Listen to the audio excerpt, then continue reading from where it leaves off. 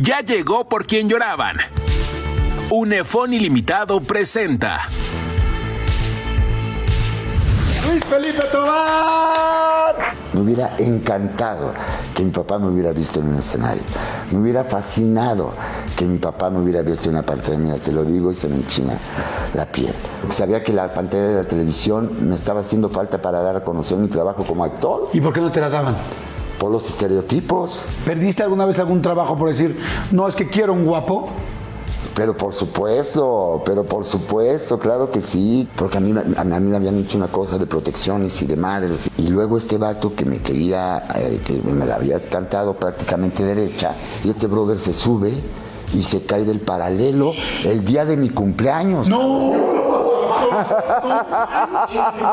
Sí, sáquenme de esta película por piedad, ¿no? Cuando te divorcias, ¿te deprimiste? Terrible. Llegué a pensar, dije, si la actuación está haciendo que pierda mi familia, no quiero la actuación. No quiero la actuación.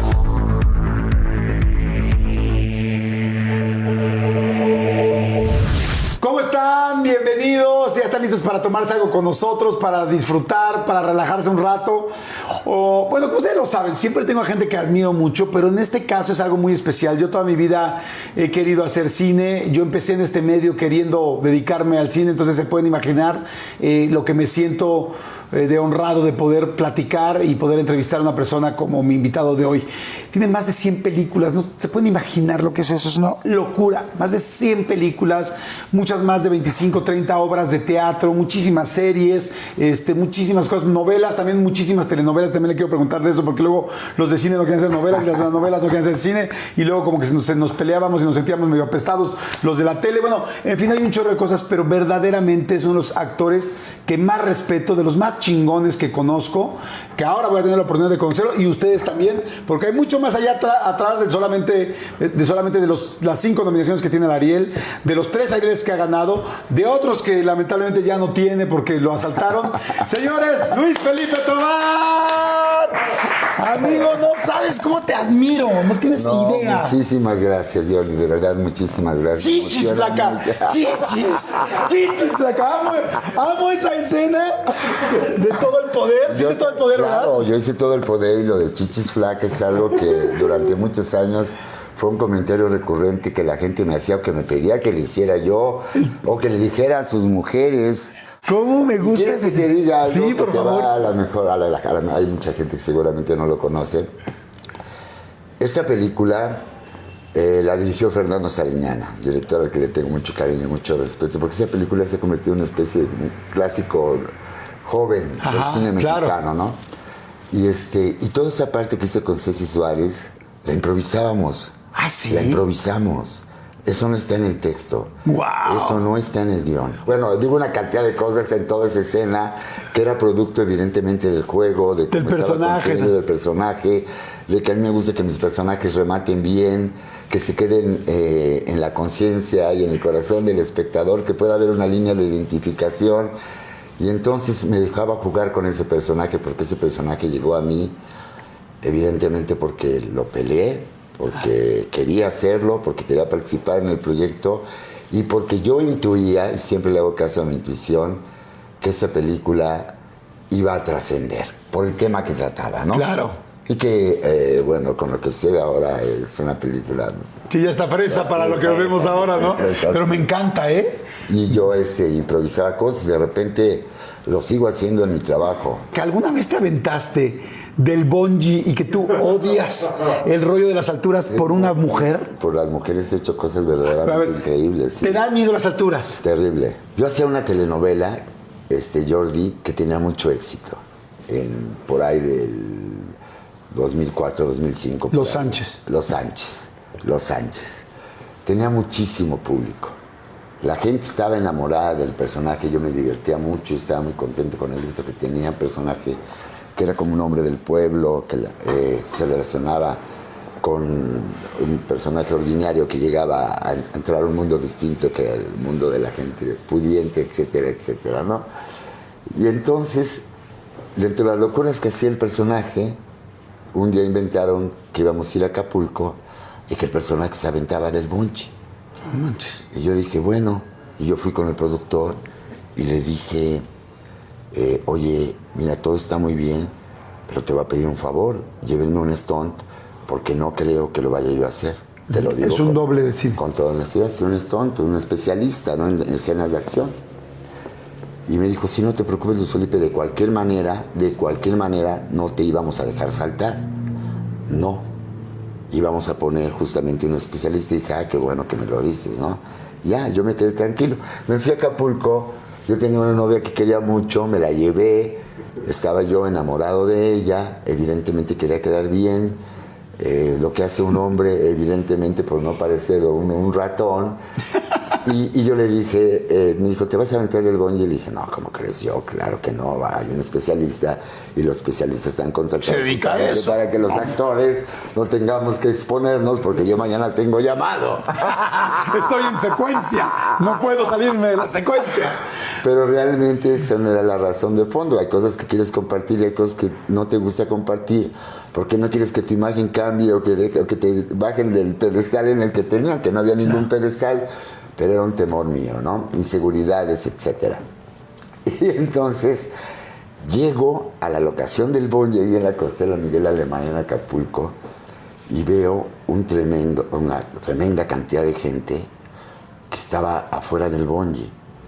Y entonces, pues yo me quedé en el camper, me visto y me bajo del camper.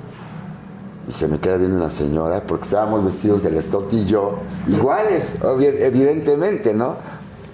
Y se me queda viendo y me dice, oye, estoy aquí desde las 5 de la tarde, ¿eh? No me diga que no se va a aventar. Pero pues, oye, ¿qué? Sí, estoy aquí desde las 5. ¿Se va a aventar el otro señor? No me vaya a decepcionar, por favor. ¡Ay, no! No nos vaya a decepcionar, porque lo que estamos aquí todos, porque queremos ver cómo se avienta del bungee. Entonces yo tenía a la novia, tenía a la gente pidiéndomelo. Entonces yo me empecé a sentir comprometidísimo. La novia me veía así como, es el público el que te lo expresaba.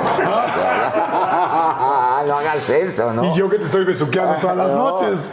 Y la imagen con la que te manejas en la vida no es el de un tipo que se queda así agarrado. Y le dije, y entonces yo fui con el productor y le dije, oye, mira, lo voy a hacer, me la voy a rifar. Y te lo juro que me subí y la primera instrucción que me dieron fue, cuando llegues arriba, no veas para abajo. Lo primero que hice llegando arriba fue ver para abajo. Y entonces yo veía y dije, me voy a matar. Y entonces empecé a mal viajarme. Te lo juro que dejé ahí fácil 1 kilito de que sudaba porque se tardaban en acomodar las cámaras, se tardaban. Y yo veía como de la tarde, así, cuando regularmente el atardecer, empecé a ver cómo se empieza a esconder el sol. Y de repente, porque cuando yo veía todo de día, pues alcanzaba como que a ver la distancia, pero se hizo de noche y no hacíamos de escena. Pero además déjame decirte algo, que me aventé bien porque quería quedar bien y dije, bueno, voy a seguir las instrucciones, y la única instrucción que seguí con toda corrección fue la de no ver hacia abajo en el momento que te lanzas. Estaba yo semipálido, pero me sentía muy contento, estaba yo muy emocionado porque lo había logrado, tenía 1 kilo menos. Oye, ¿qué le dijiste a la chava? Todo bien. Así fue. Dije, bajé y dije, me fui había una barra donde estaba un bar y dije, por favor, llévenme 2 tequilas. Pero ¿cómo van? Así, cras. No, o sea, tardé en componerme un poco, ¿no? Sí, me aventé 2 farolazos como iban para que me regresara otra vez como que el alma al cuerpo. Ok. Pero pues son cuestiones del trabajo, que he hecho muchas otras cosas que tampoco, para las que no he estado muy habilitado, pero que he decidido asumir la responsabilidad del riesgo y de las que no me arrepiento, gracias a Dios, ¿no? Claro. Oye, tú cuando naces, ¿son 5 hermanos? Sí, sí somos 5 hermanos. Ajá, sí. 5 hermanos. Pero tus papás se separan cuando estás muy chiquito. Cuando soy muy niño, un niño realmente, un niño de 3 años se separa. Y tú te quedas con tu papá y tus otros hermanos con tu mamá. ¿Cómo fue esa división? ¿Cómo dividieron? Mira, ¿cómo decidieron quién se quedaba con quién? Yo era un niño de 3 años, después fue un niño de 4 años y después un niño de 5 años. Yo no sabía lo que era una familia disfuncional, yo no entendía, y hasta el día de hoy, y te lo digo con toda sinceridad y lo comparto con la audiencia, nunca juzgué a mis padres, nunca los cuestioné, nunca, jamás, incluso pregunté más allá de la información que me querían dar, ¿no? Porque yo me quedé viviendo con mi padre y me quedé viviendo con mi abuela. Entonces mi abuela vino a suplir, evidentemente, la imagen materna, que era la madre de mi papá.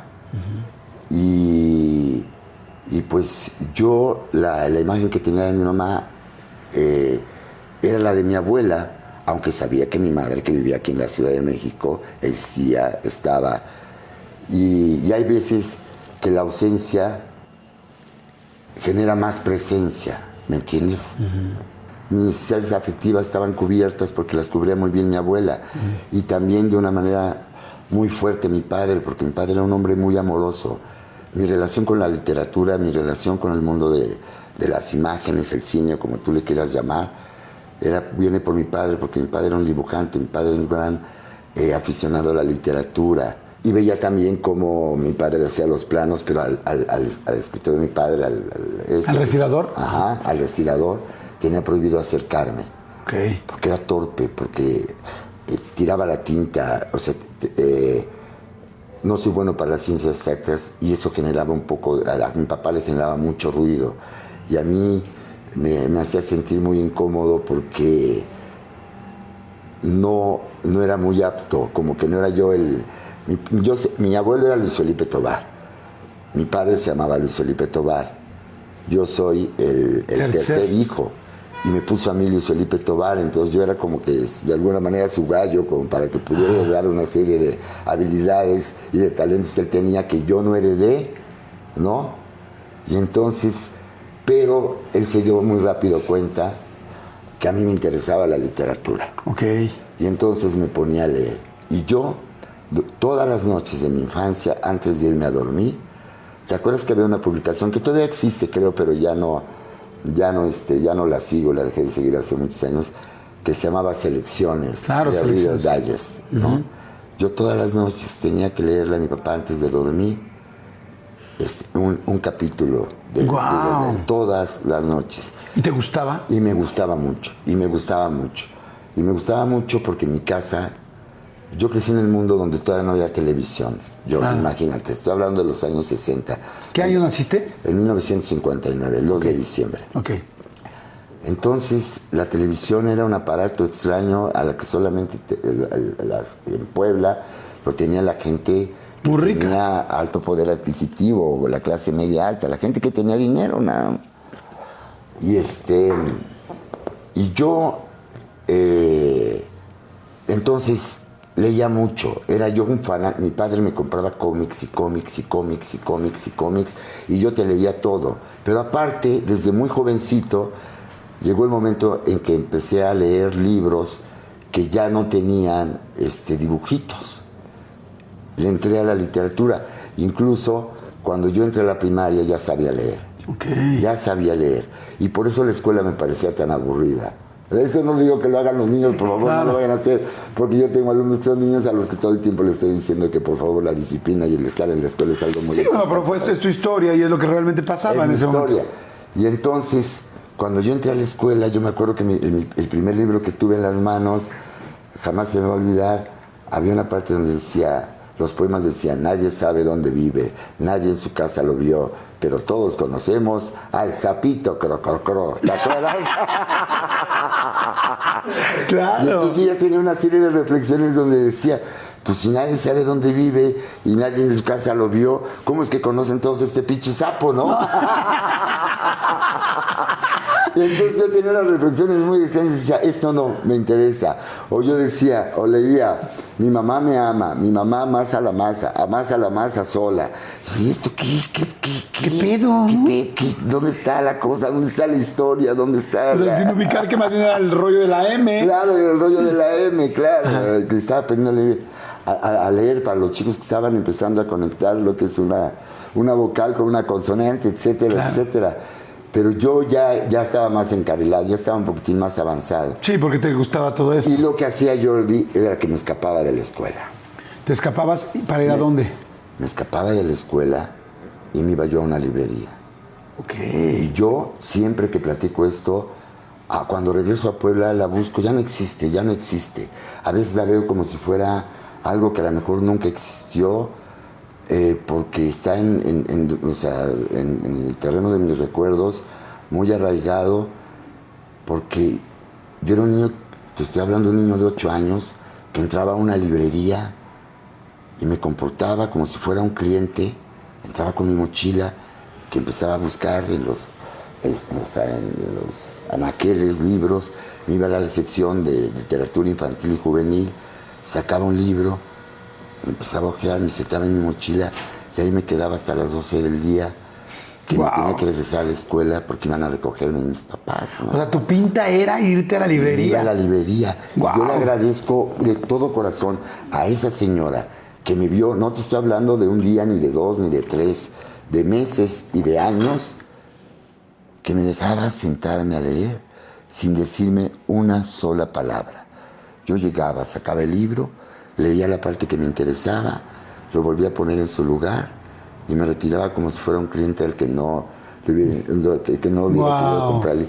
Y al otro día, y yo me imagino, veo el otro lado, el de la señora detrás del mostrador viendo a un niño que llegaba a leer sentado en su mochila y se quedaba horas. Me gusta estar cerca de los libros, en mi casa, en tu casa, en la casa de todos ustedes. Tengo libros, me gusta. Mi papá me decía, cuando entres a una casa, fíjate si hay libros. Si no hay libros, ahí tú no tienes nada que hacer.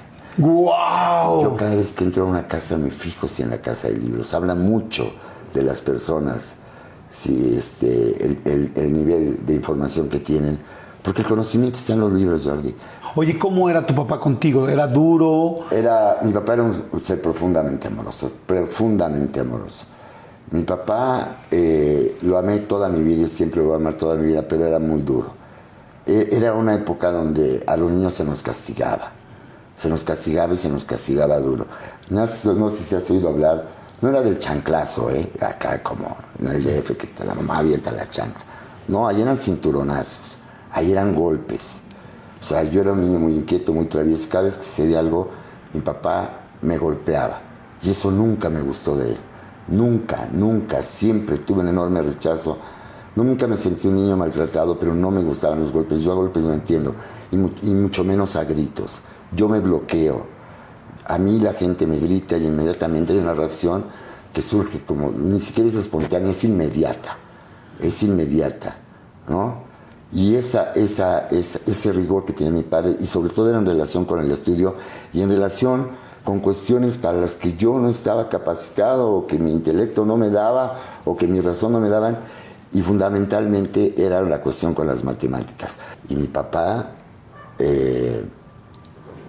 evidentemente, era una persona que, pues, un niño, yo me escapaba, brincaba, subía, y luego hasta me burlaba, porque lo veía incapaz de atraparme. Porque no ¿Te le escondías en alguna parte de la casa? Debajo de la cama, etcétera, etcétera. De agárrame. No, así de que agárrame, brincaba, etcétera.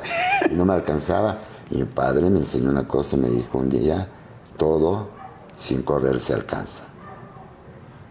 Y entonces yo seguía haciendo lo de siempre, veía que mi papá ya estaba tranquilo, y pasaban 3 días, 4 días, 5 días, y cuando yo ya ni me acordaba, pasaba cerca de mi papá, y ¡pac! Y sóbate, todo sin correr se alcanza, amigo. Entonces era de una línea, y eso me ha ayudado en la vida, porque sigo creyendo Que todo sin correr se alcanza. Oye, y en esa época, ¿cada cuándo veías a tu mamá? La veía en las vacaciones. Había me imagino que un desacuerdo tan grande que no se querían ver o querían tener contacto entre ellos, pero mi mamá siempre estaba muy al pendiente de lo que pasaba con nosotros y quería estar cerca de nosotros. Sabía que las vacaciones era una buena oportunidad para estar cerca, ¿no? ¿Llegabas tú a la casa de tu mamá? Mi mamá viajaba a la ciudad de Puebla. Y ahí se veían. Y ahí nos veíamos. Y la pasábamos muy bien. Y yo siempre la veía con enorme cariño. ¿Sin resentimiento? Nunca. Y lo digo abiertamente, sin resentimiento. Porque te digo que mi abuela... Algo que hizo muy bien mi padre es que nunca jamás en la vida me habló mal de mi madre. Nunca jamás me mencionó nada que me generara ruido o que me hizo sentir como si fuera yo un niño al que habían dejado abandonado, que se habían peleado, o que no había interés de mi madre, que no había amor de mi madre, que no se preocupaba por mí. No, nunca, ni siquiera mi abuela. Cuando muere mi padre y mi madre va por nosotros, yo me emociono mucho porque finalmente iba a poder vivir con mi madre. Y se genera una relación de amor que estaba guardada ahí durante muchos años. Y se hace enorme, claro. Se hace grande. Es que sabes que es como la historia, no sé si has visto esta película porque es un chick flick, súper. Me da pena decir a Luis Felipe tomar esto, pero la película de Juego de Gemelas. ¿Nunca has visto Juego de Gemelas de Disney? No. Donde separan a las hermanas y luego se encuentran en donde está. No puedo creer que le estoy diciendo esto a Luis Felipe, pero o sea, es que son dos hermanas que es Lindsay Lohan, y que se separan y una vive en Londres y otra vive en California y luego se encuentran en un tal y se cruzan para una irse a vivir con el papá y otra con la mamá. O sea, tú tenías hermanos de un lado, nosotros del otro lado. Y cuando me vine a vivir a la Ciudad de México, o sea, ¿no has visto la película? No. Pero la voy a ver. No es mala, No, por favor, yo he hecho unas que por favor ni siquiera quiero mencionar. O sea, eso. No. Pero así fue esa parte de la historia de mi vida, esa página de la historia de mi vida. Y cuando yo llegué a la Ciudad de México, me di cuenta que en la casa de mi mamá no había libros. Ok, pero déjame hacerte un paréntesis antes. ¿Cuántos años tenías cuando se muere 14. Tu papá y cómo se muere? 14. ¿Y de qué? Mi papá se muere de un infarto. Mi papá ya venía teniendo problemas de salud, ¿no? Mi papá muere joven, mi papá muere de 58 años de edad. Muy joven. Muere joven, ¿no? Ya empezaba a tener problemas de salud. Yo creo que mi padre... Te voy a platicar algo, que es algo que tampoco nunca comento, pero lo digo también con toda transparencia porque es una verdad absoluta. Nunca vi a mi padre con otra mujer. Yo creo que mi padre se quedó sumergido en una cuestión de una profunda soledad y de un dolor que no alcanzó a superar nunca. Y tú sabes que toda enfermedad es una emoción mal manejada. Sí, se somatiza después. Y ahí te va. Ya estaba un poco delicado de salud, estaba en cama, yo no recuerdo bien a bien por qué, ¿no? Pero ya estaba delicado de salud. Mi padre cantaba también en Piedra del Codo, ¿no? Pero se recuperaba siempre muy bien. Y un domingo, mi padre me platicaba películas. Las películas que él veía, me las platicaba, ¿no? Lo que ahora nadie te permite, él me las platicaba. Pero las platicaba muy bien. Él me empezaba a platicar y yo empezaba a ver imágenes. Y yo empezaba a ver la película que él me platicaba. Y la disfrutaba muchísimo. Y un domingo, una tarde, me estaba platicando la película de lo que se trataba, estaba mi abuela, y de repente empezó a decir, siento como que me falta el aire.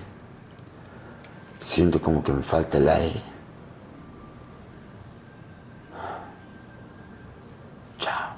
¿Cómo crees? Tal como te lo estoy diciendo. O sea, 2 veces dice, 3 veces dice. Me está haciendo falta el aire. crees? Y se muere. Y se muere. ¿Dónde estaban, en el cuarto? Estábamos en el cuarto, él estaba acostado, porque te digo que se sentía mal. Entonces inmediatamente le hablamos porque teníamos un médico amigo que era vecino enfrente, y ya cuando llegó, evidentemente había sido un infarto tal potencia, fulminante, no sé, y murió frente a mí, frente a mis ojos. Pero lo que me deja eso como parte de una experiencia que es muy fuerte, finalmente para un niño, para un adolescente. De 14 años. Entendí la vida y la muerte como un proceso natural. O sea, no pasó algo que fuera tremendo, no pasó algo que me dejara espantado. Vi, se murió mi papá. No alcanzaba, o sea, son cosas difíciles de procesar, de entender, pero no fue algo doloroso, una tragedia, no fue algo que me generara un trauma, sino que lo vi como que una transición. Y así, y un día se murió mi papá, y a los 3 días yo ya estaba viviendo en México con mi mamá. Que eso te emocionaba, me imagino. Me emocionaba mucho, claro, porque tenía muchas ganas. Yo sabía que llegando a la Ciudad de México podía darle rienda a la enorme ya vocación que yo, sin saber lo que se llamaba vocación, ya sentía por el mundo de la actuación. Oye, dime una cosa, ¿no sentías, después de los 3 días y toda la emoción y toda esa parte excitable en un principio, no empezaste a extrañar a tu papá, a extrañar esas historias? Lo sigo extrañando hasta el día de hoy. No, claro. Lo sigo extrañando hasta el día de hoy. Quiero decirte algo. Si algo me generaba, ahora ya no, porque pues, ya lo veo de otra manera, ¿no? Soy más grande que cuando mi papá murió, para empezar. Imagínate nada más. Me hubiera encantado que mi papá me hubiera visto actuar. Me hubiera encantado que mi papá me hubiera visto en un escenario. Me hubiera fascinado que mi papá me hubiera visto en una pantalla. Mira, te lo digo y se me enchina la piel, ¿no? Nunca me vio actuar. Pero si yo iba a la doctrina, ¿no? O sea, al catecismo, los 5 días de la semana, mi papá me regalaba un boleto para ir a la matiné. Wow. El sábado y el domingo. Y pasaban 3 películas. Y entonces yo, pero con una religiosidad, tal como la palabra, iba al catecismo, pero sin faltar un solo día, porque no quería perderme la oportunidad de poder ir al cine. Y el cine empezó a generar en mí una atracción tan fuerte, pero tan fuerte, que me di cuenta que era algo que me provocaba una fascinación, la misma fascinación que me sigue provocando ahora la sección de Guerra de Gemelas.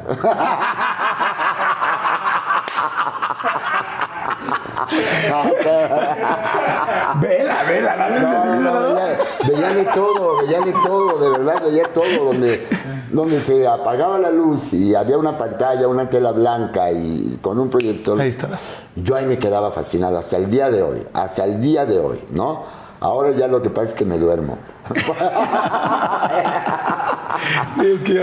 Pero me quedaba concentradísimo y veía lo que pasaba.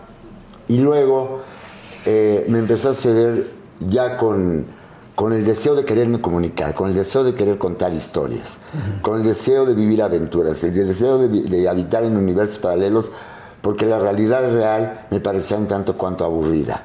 Okay. ¿No? Y cuando llego a México, lo que veo en la Ciudad de México, hay tantas cosas que descubrir, hay tantos lugares que visitar, hay tantas cosas que hacer, la gente era distinta, de la escuela podía entrar y salir, el margen de libertad que me daba mi mamá era mucho más amplio para poderme mover, y empecé a tener contacto con,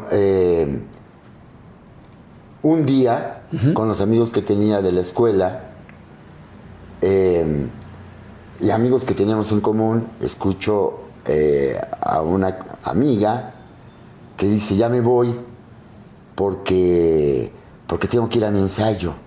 Y yo le pregunté: ¿tu ensayo de qué? Me dice: mi ensayo de mi obra de teatro. Le digo: ¿tú estudias teatro? Y dice: sí. Le digo: ¿dónde estudias?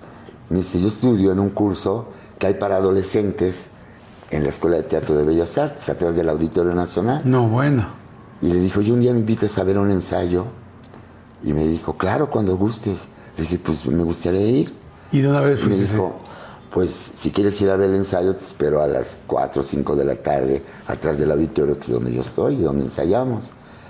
Y entonces yo me fui atrás del auditorio, y la sala Villarrutia, y detrás del auditorio todo eso diciendo Escuela de Arte Dramático, como se decía antes, Escuela de Arte Dramático.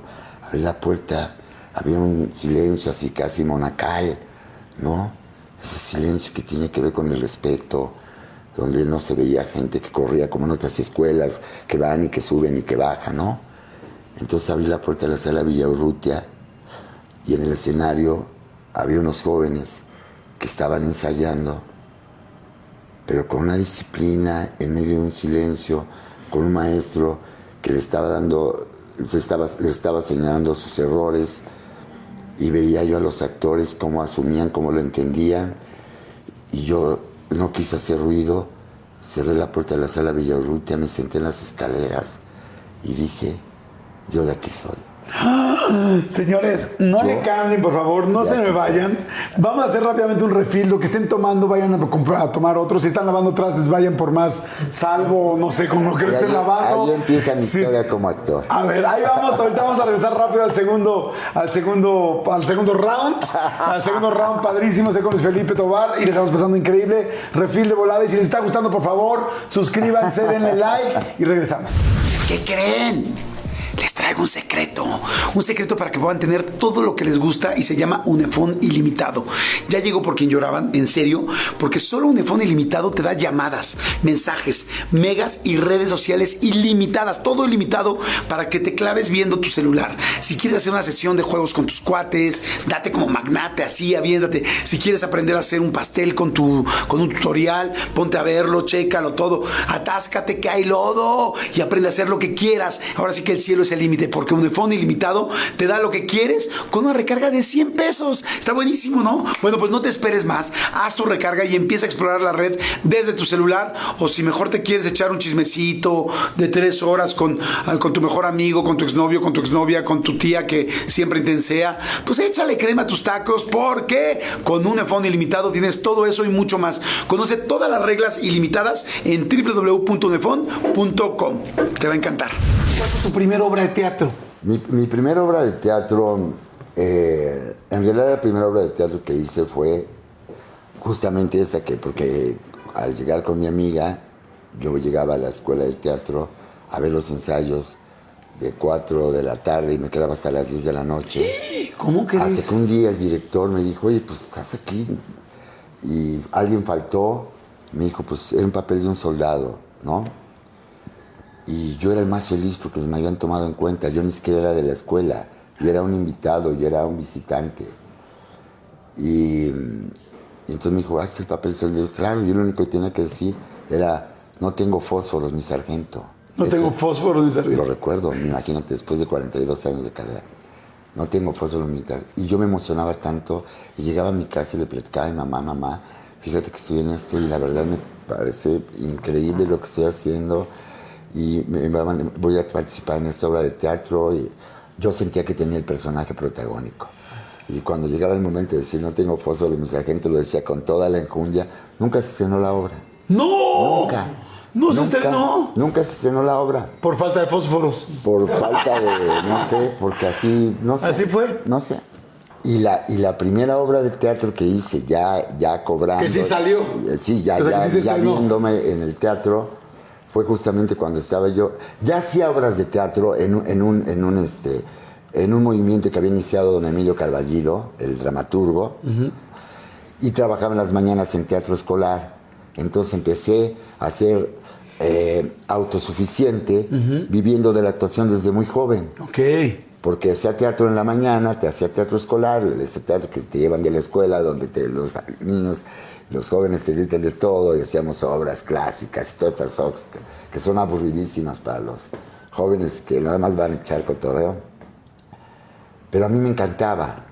Y cuando ya entré al terreno del teatro comercial, me di cuenta que cómo iba a ser el resto de mi vida. Lo asumí el día que después del estreno, cuando se apagaron las luces, porque me fue muy bien en el estreno, muy, muy bien, se apagó el teatro,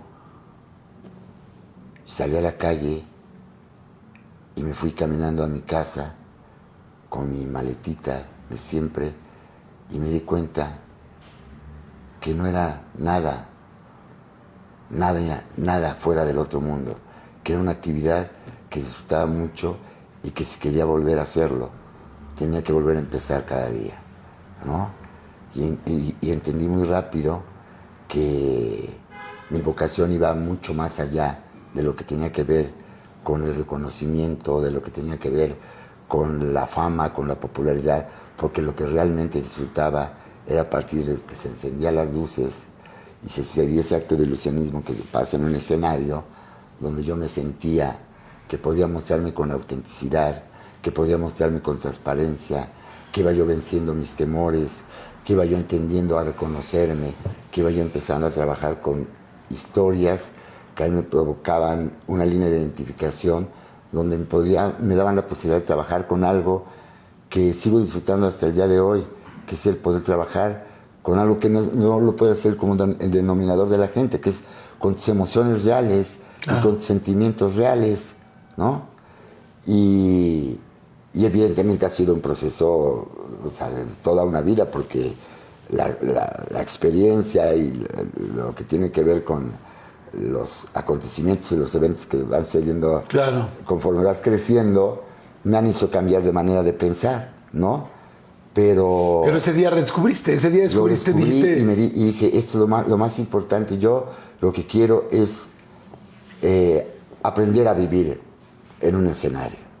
Y me dediqué a estudiar, y me dediqué a prepararme, y he sido muy afortunado porque yo creo, y esto es algo que comparto también todo el tiempo con mis alumnos, que un trabajo bien hecho regularmente te lleva a otro trabajo. Claro. Los estereotipos. El asunto, por ejemplo, de la actuación en el teatro es algo mucho más abierto, es algo mucho más, pero por ejemplo la televisión y el cine es muy de el galán de la telenovela. Es lo que te iba yo a mencionar, que yo entré a la televisión cuando ya tenía una carrera de 20 años de actor. Tenía 20 años de carrera como actor, ya trabajaba en el cine y la televisión no se me daba, y a mí la televisión me encanta. Y además sucedía algo que sigue sucediendo hasta el día de hoy, ¿no? Si tú no salías en la televisión no eras nadie, porque la gente va poco al teatro, porque la gente no tiene la cultura del teatro, la gente va poco.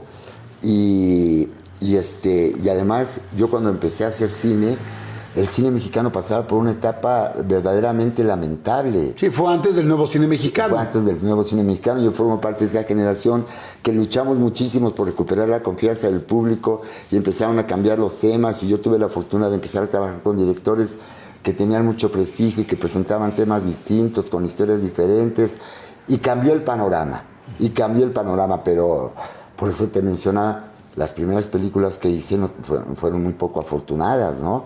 Y la gente, yo trabajaba como actor, pero yo andaba buscando desesperadamente tener la pantalla de la televisión, porque sabía que la pantalla de la televisión me estaba haciendo falta para dar a conocer mi trabajo como actor. ¿Y por qué no te la daban? Por los estereotipos, porque solamente existía Televisa. No, ahora estoy trabajando en Televisa. Fíjate cómo son las cosas de la vida, ¿no? Y en Televisa era mucho el momento del guapo de la telenovela. Sí, el guapo de la telenovela, estos estereotipos, donde había el galán, o sea, etcétera, etcétera. O sea, eran como clones, pues. Y yo no entraba en ese perfil que regularmente ellos requerían. Entonces, ni siquiera me invitaban, Jordi. Ni siquiera me invitaban. ¿Perdiste alguna vez algún trabajo por decir, no, es que quiero un guapo? Pero por supuesto, claro que sí. Y eso, o sea, yo recibía el embate y sabía, me veía, también sé verme en el espejo, ¿no? Yo decía, pues evidentemente yo no tengo que ver con este tipo de perfil físico, pero tengo otras habilidades que justamente el hombre de este perfil físico no las va a poder rebasar, porque tengo un mayor nivel de entrenamiento y porque pienso que mi manera de mostrarme es más auténtica, porque los estereotipos se replican de una manera muy extraña, donde se confían en que el estereotipo por sí mismo, llámese belleza o claro, lo que tú quieras, ya te va ya está dado. Fíjate, ¿no?, que cuando nosotros estrenamos Otro Rollo, Adal y yo, la primera nota que tuvimos en el periódico, nunca se me va a olvidar, porque fue muy especial, decía, por primera vez 2 conductores feos. Y dijo, por primera vez Televisa apuesta por 2 conductores feos. Y me acuerdo que al principio fue así de, ay, cabrón, o sea, como que dije, o sea, sí me siento, o sea, yo sé que no soy galán, pero ya de no galán a pinche, o sea, ya hay una diferencia. Sí, y al principio sí me gustó, y luego dije, qué chingón, porque es cierto, porque sí es cierto, no somos galanes, y eso nos da otra cosa. ¿Tú sentiste algo parecido o nunca? No, yo lo tenía clarísimo, yo lo tenía de tan claro que un poco ya más adelante, Claudia Becker, en paz descanse, que me representó durante muchos años, me decía Luis Feito Tobar. ¡Ay, no! Luis Feito Tobar. Me decía, mi Luis Feito Tobar se me vende mucho. Mi Luis Feito se me vende mucho, ¿no? Y dentro del, o sea, los estereotipos como estaban marcados, bendito Dios, nunca he tenido una baja autoestima, justamente fomentada por mi padre, por mi abuela, porque a mi padre yo le parecía un hombre guapo. Mi padre me decía, tú le vas a gustar mucho a las mujeres, mijo, tú le vas a gustar mucho a las mujeres. Y después me di cuenta que a lo mejor no mucho, pero que sí les gustaba. Oye, pero sí, siempre has tenido mucho pegue con las mujeres, eso... He sido muy afortunado porque he tenido una historia de grandes amores con mujeres que físicamente han sido mujeres muy hermosas, los madres de mis hijos, etcétera. Pero es otro capítulo. Eres muy enamoradizo, ¿no? ¿O no? Soy enamoradizo, ¿cómo no? Claro que sí, siempre lo he sido y siempre lo fui. Pero ¿sabes lo que sucede? Que son cuestiones de afinidades. Han sido romances muy fuertes, muy intensos, con las madres de mis hijos, con mis afectos, con los que me han acompañado las mujeres que me han acompañado en la vida. De verdad las he disfrutado de una manera que no te puedes imaginar. He vivido momentos verdaderamente increíbles. Sí, soy enamoradizo. Yo creo que de las pocas cosas que vale realmente perseguir en la vida es el amor. Me gusta, lo disfruta, me mantiene vivo, me mantiene prendido. Cuando estás, perdón, la pregunta es un poco fuerte, sí, pero cuando estás con una mujer, ¿estás solo con una mujer? Solo con una mujer. Ok. En mis periodos de soltería, sin ser terriblón, sí, o sea, me daba la oportunidad de conocer gente, de conocer chicas y salir. Y fui medio tremendo, ¿no? O sea, sí. Pero no, porque era regularmente...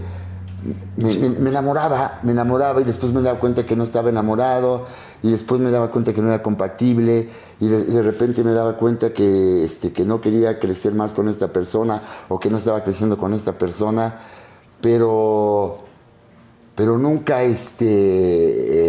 me ha hecho ruido el que relacionarme con una mujer se convirtió en una carga que no haya podido superar, ¿no? Okay. ¿Te han roto mucho el corazón? Pues por lo menos un par de veces que sí lo he lamentado. Fuerte. Sí lo he lamentado. ¿Te ha dado miedo volver? ¿Volver a empezar? O sea, ¿cómo decir? No me ha dado miedo volver a empezar. De repente, evidentemente, me doy cuenta que traigo cargas que tienen que ver con experiencias que no son muy gratas, ni que han sido como muy halagüeñas para mi vida, pero le agradezco también a la vida que me haya dado esa oportunidad de tener ese aprendizaje, porque pues no sé si ya no entendí o si tiendo a cometer los mismos errores, porque siempre trato de reciclarme, de resetearme, de reinventarme, pero así está escrita la historia de mi vida. Cuando me divorcié, para mí fue un proceso muy doloroso, evidentemente, porque yo no quería repetir el esquema. Uno nunca quiere repetir el esquema de lo que tiene que ver con la imagen que tuviste de tus padres, de una familia disfuncional, de la separación. Y cuando se dio eso en mi vida, de verdad, sí fue un proceso muy doloroso. Estamos hablando de Guiomar. La mamá de Tadeo. La mamá de Tadeo. La mamá de Tadeo. Cuando te divorcias, ¿te deprimiste? Terrible. ¿Cómo te deprimiste? O sea, ¿qué viviste? No entendía la vida. No entendía la vida sin ella, no entendía la vida sin mi hijo. No entendía la vida, empezó a perder todo sentido para mí. Fíjate lo que te voy a decir, y es la primera vez que lo digo ante la opinión pública. Llegué a pensar, dije, si la actuación está haciendo que pierda a mi familia, no quiero la actuación. No quiero la actuación. Imagínate el nivel de amor que sentía por mi mujer y por mi hijo. Decía, si esto está destruyendo mi vida y está destruyendo mi familia, porque ellos eran todo para lo que yo trabajaba y por lo que vivía. Y trabajabas muchísimo. Y trabajaba muchísimo. ¿Y por eso empezaron los problemas? La actuación, evidentemente, es una carrera muy demandante, es una carrera muy celosa, es una carrera muy competitiva, donde te exige que destaques, donde te exige que alcances una posición, donde te exiges que la gente te pueda ubicar, donde te puedas ser un actor rentable, donde puedas vivir con dignidad de tu profesión, donde no tengas que estar sufriendo por la eventualidad del trabajo.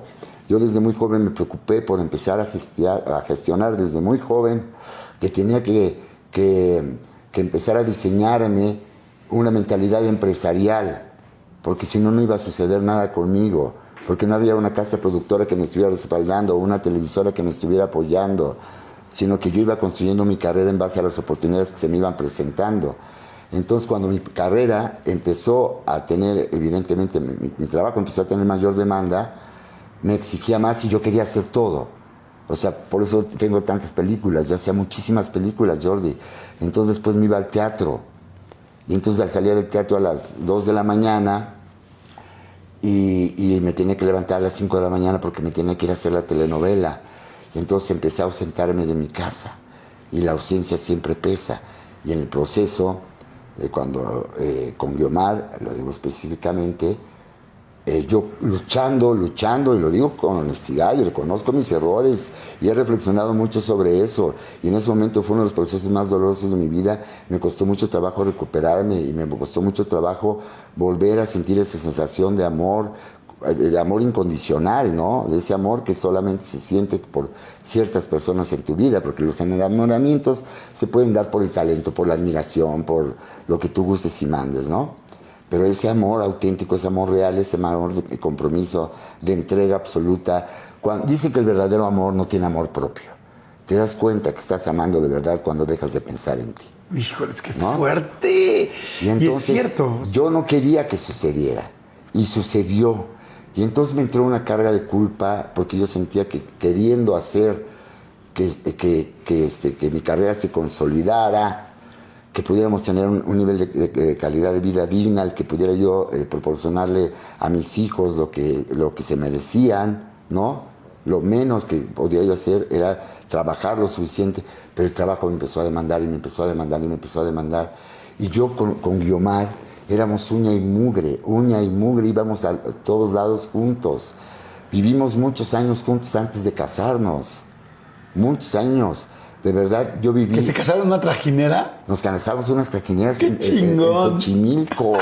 ¡Qué padre! En Xochimilco, cuando ella ya estaba embarazada. Con mariachi al lado. Con mariachi, con barbacoa, y con carnitas, y con los amigos, y viajando, y con cohetes, y todo este rollo. Una boda que la gente que estuvo en la boda la sigue recordando. ¡Guau! ¿No? Oye, ¿qué te ayudó a salir de ese momento tan triste cuando se separan? Porque cada quien tenemos diferentes cosas. Yo también te entiendo muy bien. Fíjate qué chistoso. A pesar de que no nos conocíamos, también hay muchas cosas que tenemos muy parejas. Y también en algún momento estuve muy triste. Y siempre hay algo que te saca. Bueno, no siempre, lamentablemente no. Pero hay algo que te saca a los que hemos salido. ¿Qué te sacó a ti? Fíjate que yo, cuando estaba atravesando el proceso de divorcio, nada me llenaba. No me llenaba el trabajo. Yo recuerdo que estaba haciendo una película que se llamaba Vivir Mata y la estaba pasando muy mal, y yo callado, en silencio, no quería decir nada, absolutamente nada. Puta, qué dolor, porque además es duro el dolor y luego el silencio y luego solo, Y entonces yo quería que se terminara, quería darme una pausa, porque yo lo que quería era recuperar mi relación. Entonces no tenía tiempo porque tenía yo llamado todo el día y yo lo que quería reconciliarme, decir que los errores que hubiera cometido estaba dispuesto a enmendarlos, que por favor no sucediera eso, y no podía salirme, y empecé a sentir que la actuación me estaba impidiendo, me estaba quitando lo más importante de mi vida. Y cuando eso terminó, me quedé en una reflexión muy seria, me quedé muy triste, y ¿sabes qué me vino a rescatar? ¿Qué? La escuela. ¿Tu escuela? La escuela. ¿Ahí decides poner la escuela? Sí, ya es algo que venía yo platicando, porque ya había estado, Pati Reyes Espíndola me había invitado a dar un taller de actuación para actores, específicamente en el campo del cine, ¿no? Porque el cine tiene una serie de especificidades que no tiene la televisión, que no tiene el teatro, ¿no? Y con la tecnología ahora todavía más. Un alumno que había tenido uno de estos grupos me dice, oye Luis Felipe, fíjate que tengo muchas ganas de abrir una escuela. Y yo pensé que me estaba hablando a mí para abrir una escuela de actuación. Yo dije, yo le entro. Me dice, pero es que quiero abrir un kinder. Y le dije, ¿cómo kinder? Le dije, no, yo no soy la persona para abrir un kinder. Sí, pero es que fíjate, queremos que sea el kinder, porque como yo ya empezaba a ser conocido, pues pensaba que era un buen vehículo para generar credibilidad. No lo sé. Y yo le dije... A ver, el director, Luis Felipe Tobar, va a salir, todo el mundo sus loncheras para allá. Segundo A, segundo B, se quedan castigados. Y yo le dije, no, ¿sabes lo que vamos a hacer? Vamos a hacer una escuela de actuación. Pero no solamente vamos a hacer una escuela de actuación, vamos a hacer una escuela de actuación que tiene una fórmula en la que yo he venido trabajando, donde los actores puedan entender cómo conocer el lenguaje a nivel integral. No solamente lo que tiene que ver con la cuestión de la interpretación o de la construcción de personajes, sino que quiero que los actores entiendan qué es lo que hace la cámara, qué es lo que hace la luz por ellos, que sepan de narrativa, que sepan de guionismo, que sepan de producción y por encima de todo, que empiecen a dejar de sentir temor por la eventualidad del trabajo para que se conviertan en generadores de sus propios proyectos. ¡Wow! Y ahí surgió el set en la calle de Aguascalientes, en la colonia Condesa. ¿La sigues teniendo? Sigo teniendo el set. Oye, que te han asaltado, digo, sé que la escuela es muy exitosa, que le va muy bien, que te han asaltado varias veces en la escuela. 4 veces. No friegues. 4 veces. ¿Y que te robaron tus Arieles? Me robaron mis Arieles. No, ¿cómo crees? ¿Dónde los tenías, en la oficina o qué? Mira, teníamos una escuela muy linda en la colonia Country Club, ahí enfrente del Parque Japonés, ¿no? Una escuela muy linda donde lo utilizaban mucho como locación. Seguramente la viste como casa de Mauricio Garcés, era la casa de Mauricio Garcés. Era la casa era la casa del Santo, el enmascarado de plata. La cocina de la casa de la escuela era la cocina de Como Agua para Chocolate. ¿Cómo crees? Claro. ¿La de Como Agua para Chocolate? Sí, esa era la casa donde yo tenía la escuela. O sea, ¿ahí filmaron la película? Ahí filmaron la película. ¿Solo la cocina? Solo la cocina. Ajá. Pero esa escuela estaba llena de historias de cine. Y cuando yo la encontré, bueno, que yo no la encontré, le encontré un arquitecto con el joven que estaba asociado en esos años con la escuela, descubrimos un espacio maravilloso y en el lugar, era como la casa del Indio Fernández. La casa del Indio Fernández, para la gente que nos está viendo y que nos está escuchando, en la Ciudad de México es una casa icónica con una arquitectura increíble, que es de piedra y madera, con unos espacios muy particulares. Y entonces había una chimenea y encima de la chimenea había una viga enorme. Y entonces yo ahí tenía mi palmarés. Mi palmarés son los reconocimientos que uno va acumulando a lo largo de su carrera, de su vida. ¿Palmarés se llama? Palmarés, el palmarés donde tienes yo no sabía que se llama tus así. Trofeos. ¿Y sabes por qué no tengo premios? Palmarés. Pues sigue viendo Guerra de Gemelas.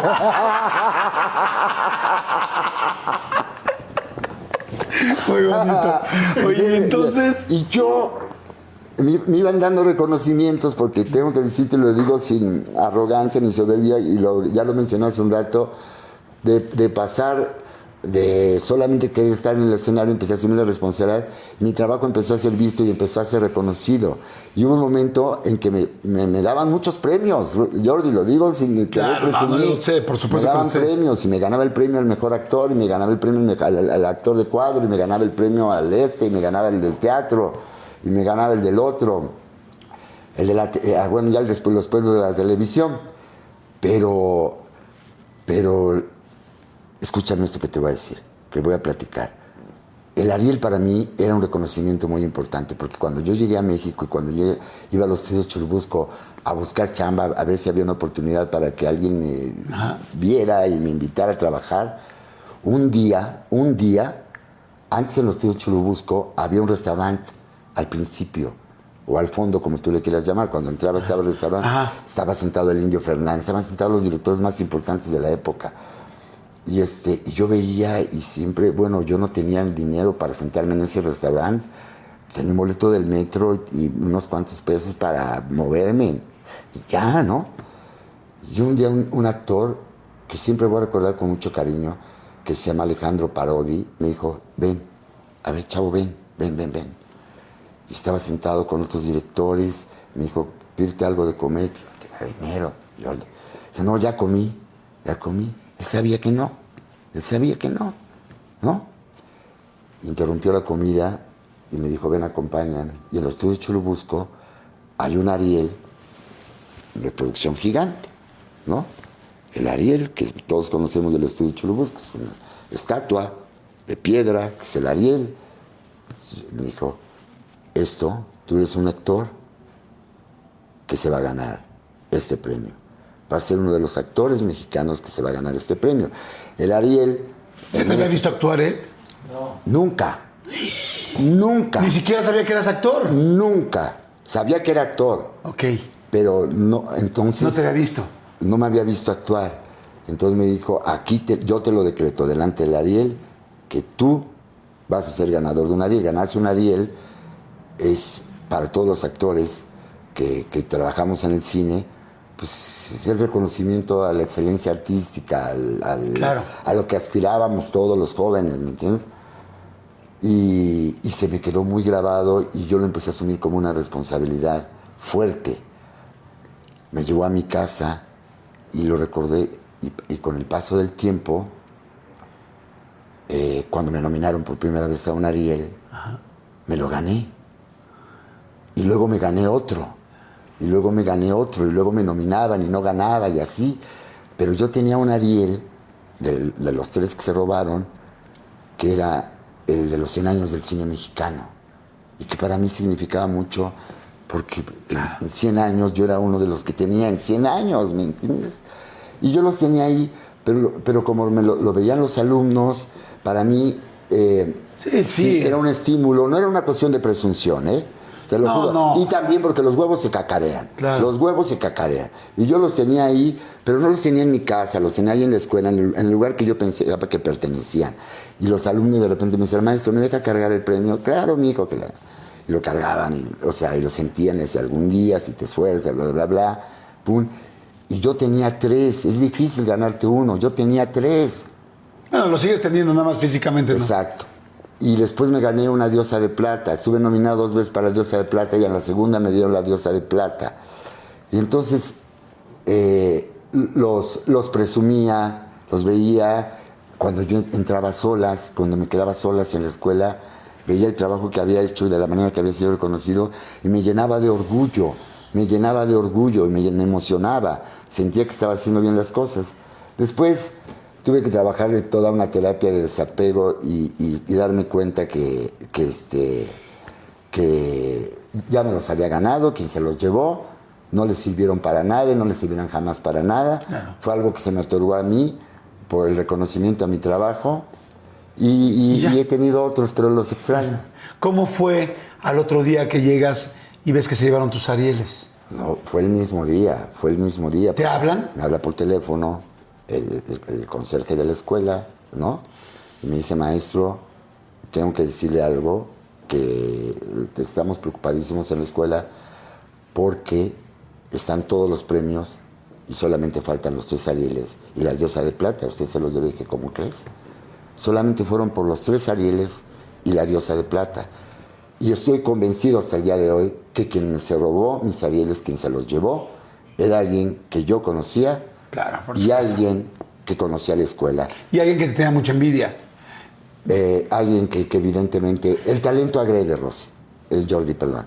Rosy se llama la contadora. Capaz que es ella la que nos lo robó. ¿Cuánto tiempo lleva contigo? Capaz que te están mandando. Oye, ¿nunca te hiciste una limpia? Pero no me hice una limpia para eso, pero para otras cosas sí, claro, no, el talento agrede y lo aprendí también de muy joven, ¿no?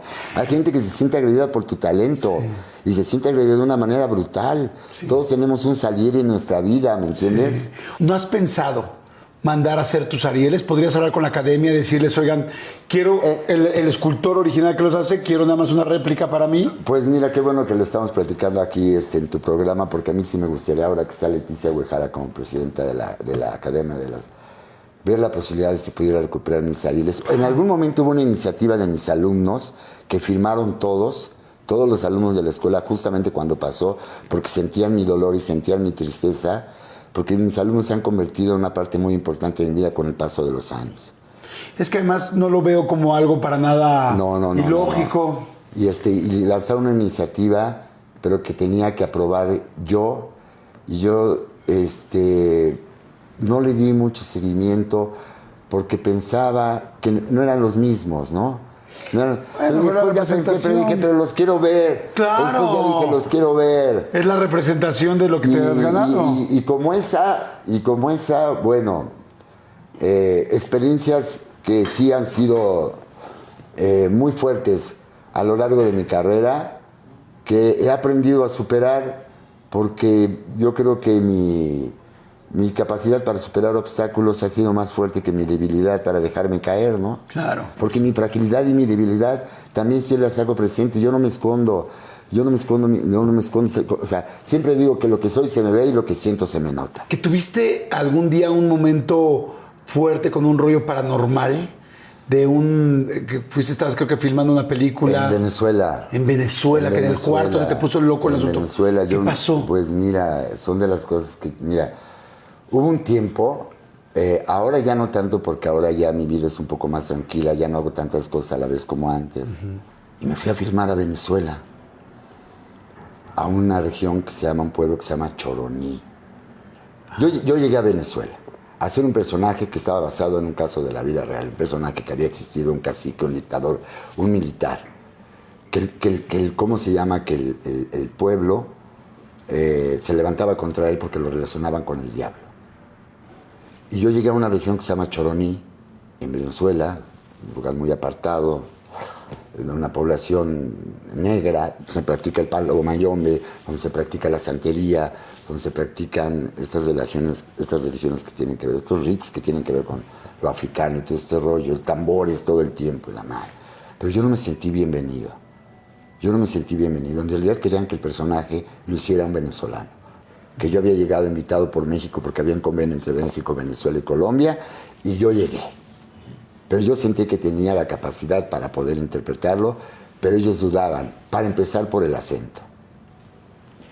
Y entonces yo estaba en el hotel en el que yo estaba hospedado, solamente había 2 huéspedes, Mimi Lazo y yo, en todo el hotel. Okay. En todo el hotel. Y yo, la primera noche que llegué ahí, pues me sentí un poco extraño. La atmósfera era una atmósfera extraña, pero de todo el pueblo en general. Okay. Del pueblo. Me acuesto a dormir. La primera noche me acuesto a dormir, Jordi, y de repente empiezo a sentir que había alguien dentro del cuarto y que no estaba yo, que había alguien dentro del cuarto y que había alguien dentro del cuarto y no alcanzaba como a despertarme y sentía que había alguien acostado junto a mí. Ay, güey. Una cosa espeluznante. Esto que estoy diciendo, a lo mejor alguien lo he platicado en otras ocasiones. Lo he dicho siempre con mucha honestidad. Estaba yo en esa transición como cuando dicen que se te sube el muerto, que me sentía inmóvil, y de repente yo dije, ¿quién está acostado junto a mí?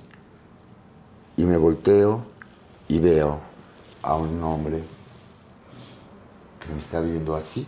No. En ese momento yo pego un puto grito, espantadísimo, me levanto de la cama a oscuras, prendo la luz, no hay nadie, me saco muchísimo de onda, me salgo del hotel, del cuarto, estaba sudando, y entonces en la habitación de junto estaba Mimi Lazo, y yo tenía muchas ganas de ir a decir, oye, Mimi, está pasando esto, ¿no? Pero era el primer día, yo dije, me va a ver como a las 3 de la mañana que alguien te toque, oye, se me metió alguien, ¿me puedo quedar? No, este mexicano Kevin me salió, ¿no? Y me quedé calladito, ¿no?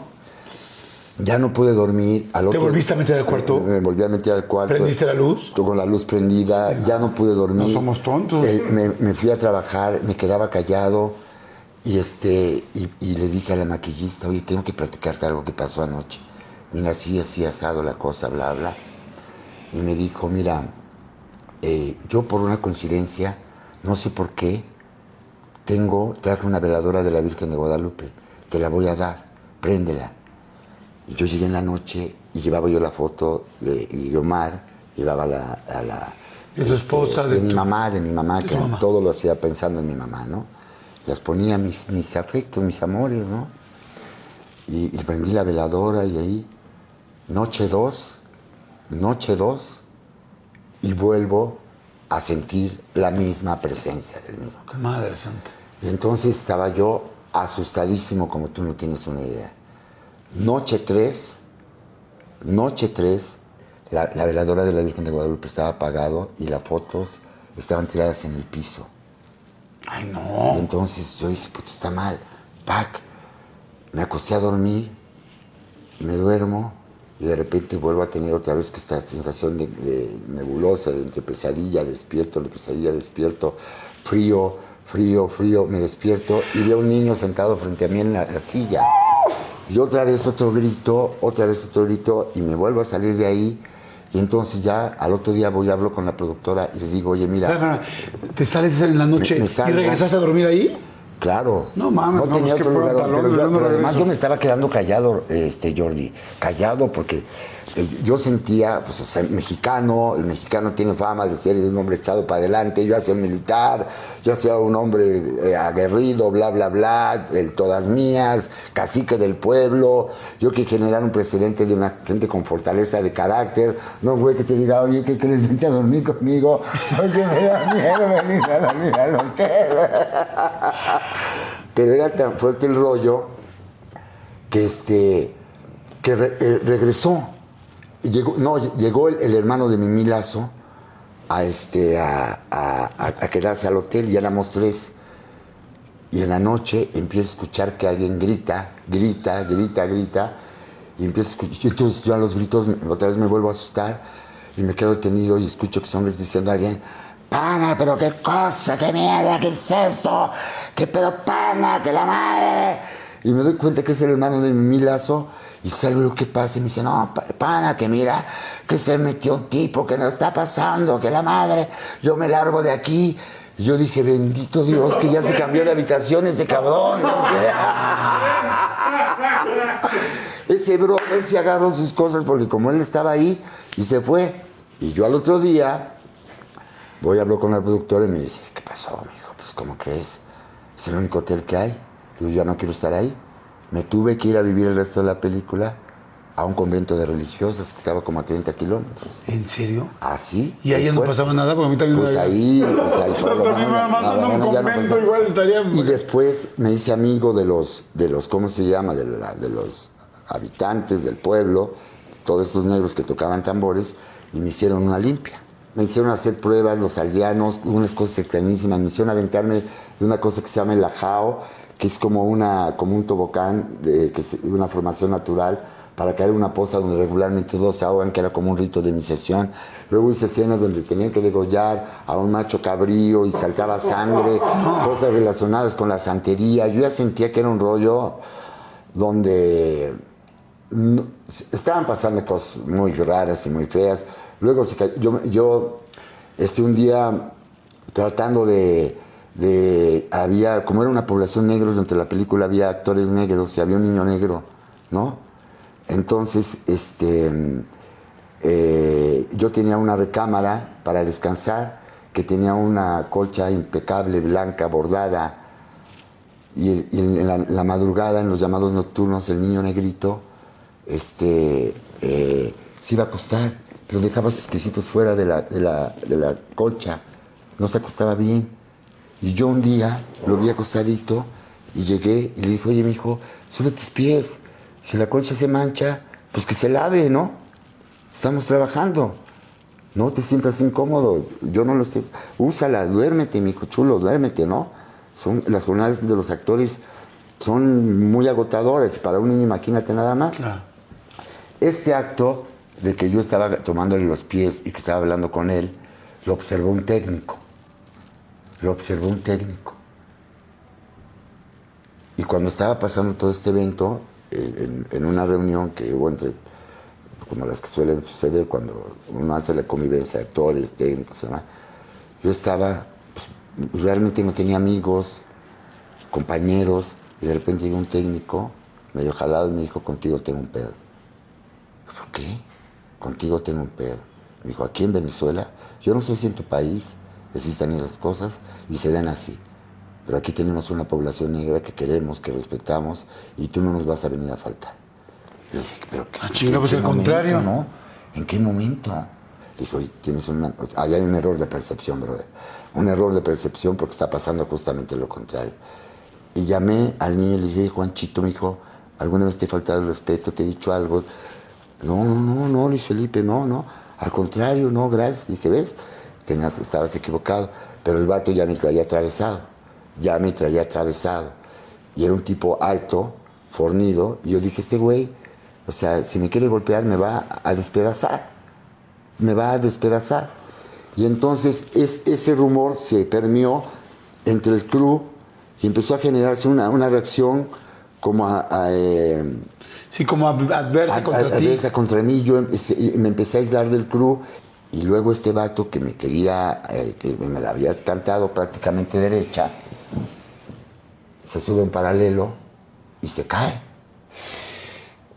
Porque a mí me habían hecho una cosa de protecciones y de madres y de no bla. Mames. Y este brother se sube y se cae del paralelo el día de mi cumpleaños. ¡No! ¡No manches! Una cosa que yo ya decía, por favor, no. Sáquenme de esta pinche película por piedad. Así, sáquenme de esta película por piedad, ¿no? Y cuando salí, Jordi, era un camino así como, o sea, para llegar a esa población era como Transilvania, ¿no? Era un carril donde no cabían dos coches, era desfiladero, y de regreso exactamente lo mismo, pero para llegar a la carretera. Estábamos al nivel del mar. Yo, conforme iba saliendo de ahí, me empecé a sentir enfermo, y cuando alcanzamos a llegar a la carretera, me tuve que bajar del coche y vomité todo lo que había acumulado durante todo ese proceso de rodaje. He hecho muchas películas en mi vida, pero una experiencia de esa naturaleza... Nunca. Y mira que he tocado fibras muy delicadas, y cuando siento que voy a tocar fibras cuya energía no me interesa, yo digo, a eso no le entro, ¿no? Okay. Me he invitado a hacer proyectos y digo, yo a eso no le entro. Okay. Yo a eso no le entro porque me conozco y porque yo creo, Jordi, es una cuestión muy particular mía, porque sé que tenemos poco tiempo, que la actuación, desde mi particular punto de vista, no se actúa, la actuación se vive. Y entonces cuando tú lo vives, en el escenario se genera no solamente un acto de ilusionismo, sí que se genera un fenómeno que está relacionado con algo que no lo puedo definir, pero pienso que está muy cercano a la magia. ¡Wow! ¡Qué interesante, Luis Felipe! La verdad, qué interesante esta anécdota. Y de eso te podría platicar. Eso me quedé pensando. Porque cada historia tiene su historia, ¿no? Imagínense cada película, cada situación, cada momento que ha pasado. ¿Tienes una película favorita de las que has hecho? Sé que hay muchas, pero alguna que dices, ¿cómo amo esta película? Es que tengo muchas películas, en cada película dejo un pedazo de la piel. Es lo que te decía. Yo no entendí nunca la actuación como un actor-intérprete o como un tiradiálogos. Es como con el dominó están los tirafichas, ¿no? O sea, hay algo que sucede dentro de mí que al estar involucrado en mis sentimientos y mis emociones con autenticidad, me conecto de una manera que me da la oportunidad de poderme mostrar sin ningún tipo de cortapisa o de blindaje, nada, me muestro como el personaje se tiene que mostrar. Siempre me pregunto, no qué pienso yo de mi personaje, sino qué piensa mi personaje de sí mismo. Y entonces el punto de partida es distinto. Y el vivirlo, pues evidentemente estás asumiéndolo como lo está asumiendo en ese mundo paralelo el personaje tal cual. Claro. Yo no puedo decirte que te voy a dar tal alegría, porque eso no lo sé actuar. Yo le presto mi alegría, la mía, la que conozco, la que tiene que ver con la sensación de felicidad, de placer, de bonomía, de lo como gustes definir, ¿no? Mi tristeza es exactamente igual, no me sé esconder, le presto la mía con muchísimo gusto. Tu mamá, pues sí vio todo este éxito del que hablas. ¿Qué te decía? No, mi mamá orgullosísima de mí, mi mamá muy orgullosa de mí porque... mi mamá al principio cuando dice que su hijo era actor, pues evidentemente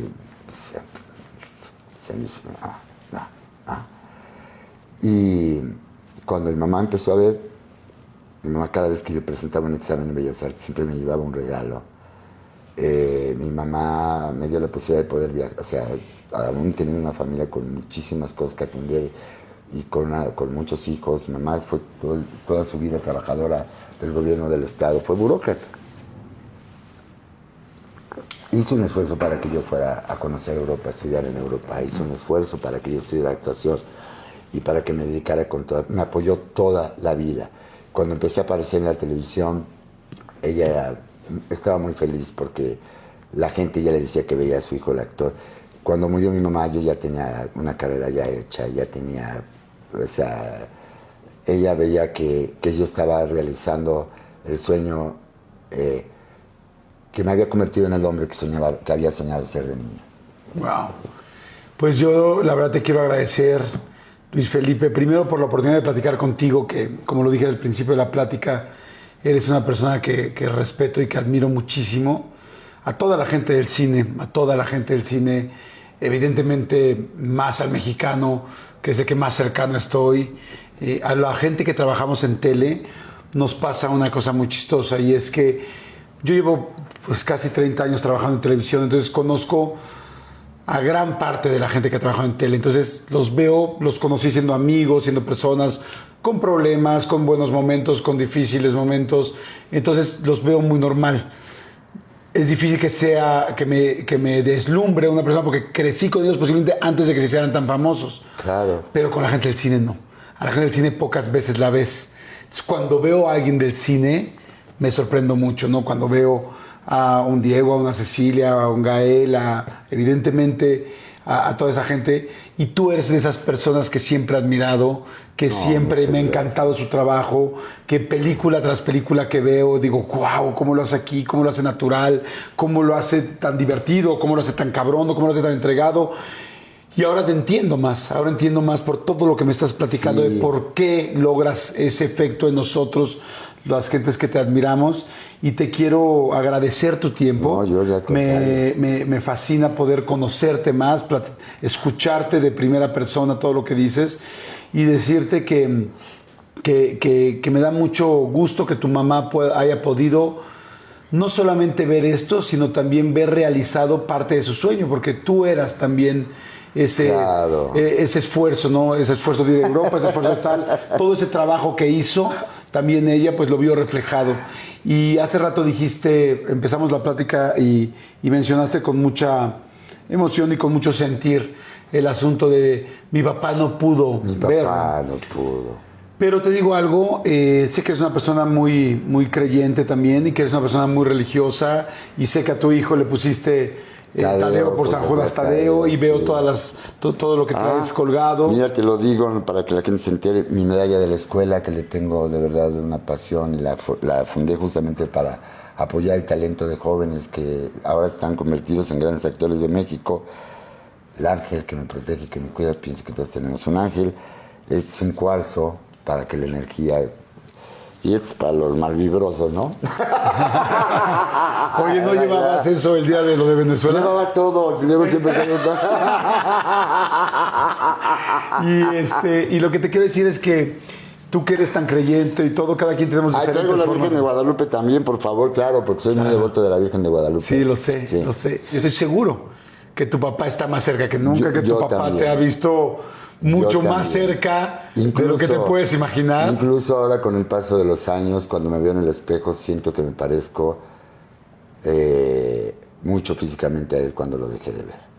Yo pienso otra cosa que quizás es un poco extraña. Cada quien tenemos nuestras creencias y somos algunos... Bueno, yo en mi caso soy muy ideático, y yo siento que hay productos y artículos que de alguna manera nos pueden representar como personas. No sé, puede ser un poco raro, pero hoy te quiero regalar el producto que yo considero que es Luis Felipe Tovar.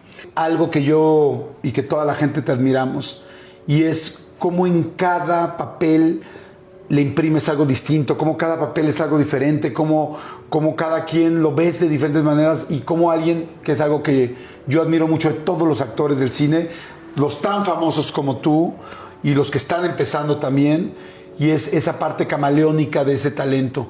Y ese producto es esto, que es algo muy, muy sencillo, pero te lo quiero regalar porque quiero que representa lo que eres tú. Mira, me estás dando un regalo que no sabes lo que significa para mí, porque el caleidoscopio es algo que tiene un enorme significado desde que yo era muy joven.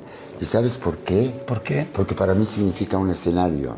¿Sabes por qué? Porque modifica a través de 3 espejos que están encontrados por el efecto de la luz, hace que la geometría del espacio se vuelva diferente y entonces las imágenes empiezan a modificarse y los amo. Es un gran regalo que voy a conservar con muchísimo cariño. Tú no lo sabes, pero yo cuando estoy en el escenario digo, esto lo vamos a hacer como si fuera un caleidoscopio. ¿Cómo Tenemos crees? 3 espejos y 4 vidrecitos y con eso vamos a formar un universo. ¿Cómo crees? De verdad, Pues, le diste al clavo.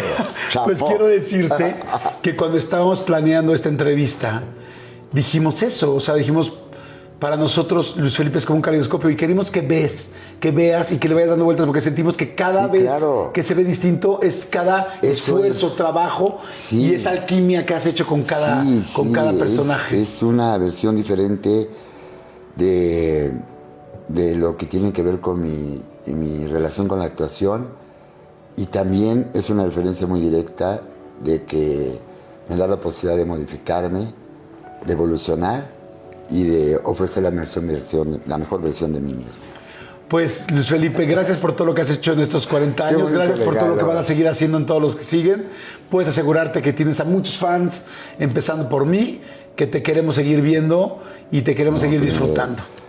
Con mucho gusto lo estoy haciendo y les invito a que vean próximamente, que es un comercial que quiero hacer. Claro. A que vean una gran película mexicana en la que acabo de participar, que se ganó el premio del público en el Festival de Cine de Guadalajara, que se llama Poderoso Victoria, porque habla de algo que es muy importante, por el cual reflexionar, que es la solidaridad, y tiene una frase que la adopté para mi vida, que dice, lo imposible solamente se tarda un poco más.